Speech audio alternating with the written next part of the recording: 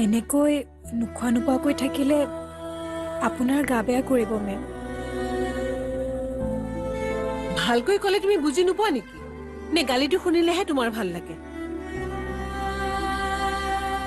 গালি দিলেও আপোনাৰ স্বাস্থ্যৰ যত্ন লোৱাটো মোৰ কৰ্তব্য মেম। মায়ে মোক ঘৰতে শিকাই পঠিয়াইছে। নতুন ঘৰখনত কোনোবাই গালি দিলেও বোৱাৰীজনীয়ে নিজৰ দায়িত্বসমূহ ভালদৰে পালন কৰি যাব লাগে।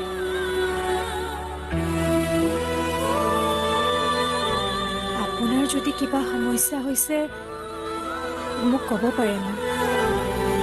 কি কৰিবা? তুমি সমাধান কৰিবা নেকি?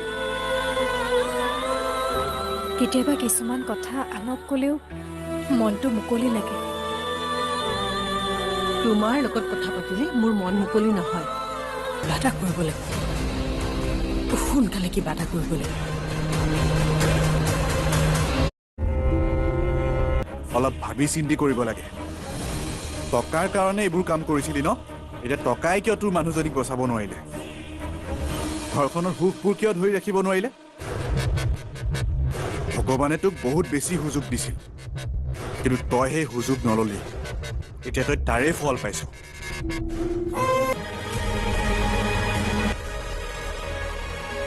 সেইটো দিশৰ পৰা চাবলৈ গ'লে বেদৈও কণমানিজনীৰ লগত অন্যায় কৰিছে। তাইক মাকৰ মৰমৰ পৰা আঁতৰাই ৰাখিছে।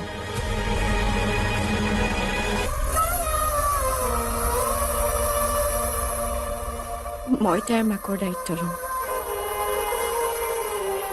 এতিয়াৰ পৰা এই আমাৰ সন্তান।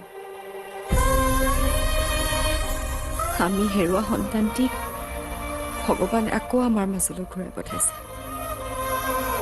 তোৰ মুখত এইবোৰ কিহৰ চিন? ক'ত দুখ পালি তই? তুমি যাক বেললৈ উলিয়াই নিছিলা তাৰ হাতৰ চিন।